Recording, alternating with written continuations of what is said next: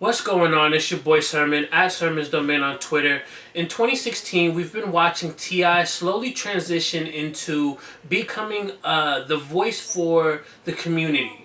He started out with Warzone earlier this year, and now we have this Us or Else EP that he dropped exclusively through Tidal, but you don't need a subscription to listen to it.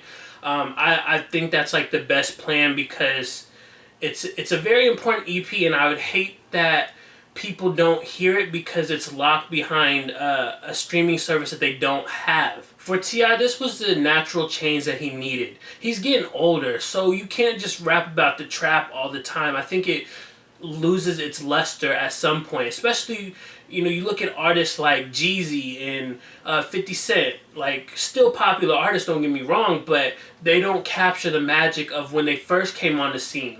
And they have really tried nothing to evolve and do something different for the most part. So for T.I., he's someone who's had a lot of run-ins with police over the years, both warranted and unwarranted.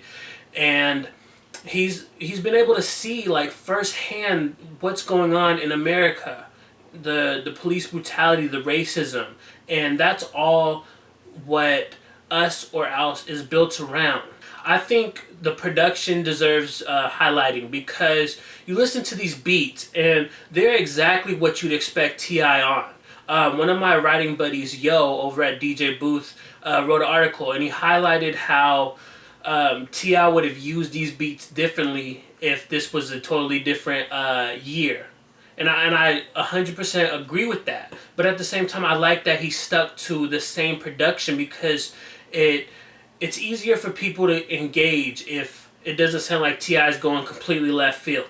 Make no mistake, this is new territory for T.I., but I think it's also, like I keep saying, it's that progression that he needed to make. He needed to become the voice of the community because he knows it all too well. He sees this stuff. You look at records like Warzone and We Will Not. Those are tied for my favorites on the EP. The Warzone video to me is one of his most meaningful videos in his entire catalog. It retells the stories of people like Eric Garner and Tamir Rice, but instead of them being black, he substitute them for white. I look at it like this is T.I. trying to make sure that he's delivering the message to people who don't necessarily get it. And I think the visual is one that will help. I enjoyed We Will Not because of the positivity behind it. He's saying we will not die on our knees, we will die on our own 2 feet. He talks about how we won't be silent for justice. It's one of those positive, uplifting, marching songs. With those 2 records, you have very similar messages, but they're delivered in different ways. We Will Not, like I said, is more positive, and Warzone is more spreading awareness. And then you got a record like 40 Acres. Now, there's guest features on this project. You got Quavo, Meek Mill, Big Crit, and Killer Mike. And Killer Mike's on 40 Acres. I think that Killer Mike has never really spit a bad verse. And when he talks about political topics, he's at his best. This verse in particular, it felt like he was channeling his inner Malcolm X in a sense that he's being real aggressive and to the point. In the opening lines, he says, "Anybody interrupt freedom, kill him." And that's really just the tip of the iceberg right there. Later in the verse, he has advice for his ancestors. He said they should have killed anybody that looked European that was coming their way. So I really like Killer Mike's abrasiveness. How he's just straight to the point, he's direct, and he doesn't care if he offends anybody. But I think you need that kind of voice. It took a bit of listens to appreciate I Swear. It's the EP's closure.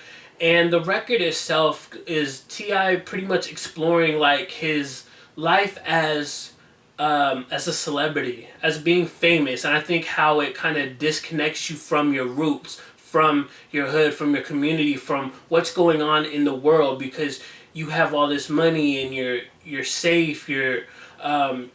Sometimes you don't think about that stuff, and I think that's what T.I. is doing here. He's reflecting. It's one long verse. And at some point he came to the realization that he needed to be the voice for the community. He talks about how his kids are going to grow up and he doesn't want the world that they're going to grow up into to be something that doesn't accept them, or even worse, takes them away.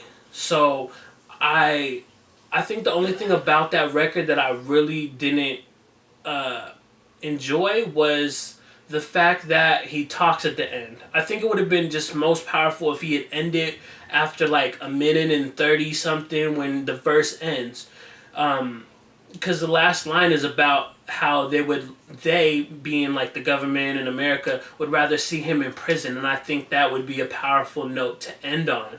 I really love that hip hop continues to stand up for these issues going on in America, whether it's through social media like T.I. has been doing, and through the music, which T.I. has also been doing. His EP draws out the oppression and the racism in a way that anybody listening can understand it. If you didn't grow up in that environment, if you're white per se, or a different race that's not black, that's not being discriminated against, you can listen to this EP and understand why T.I. and millions of blacks around America are fearing for their lives, are fighting to change how we're viewed in America. Since this isn't a full album, I'm curious how T.I. will balance this on whatever his next album is going to be called. I believe it's the Dime Trap, but it could be totally different.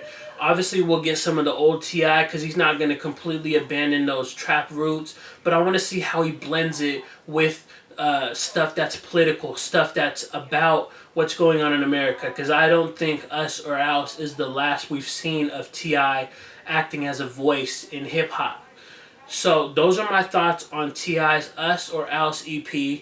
Log on to Tidal right now and you can listen to it. I'll include a link to stream it in the description. And then let me know what you think about it in the comment section below. Then like the video, subscribe to the channel if you're not already, share the video. Follow me on Twitter at @SermonsDomain, and as always, thank you for your time. I appreciate you for watching, and until next time, peace.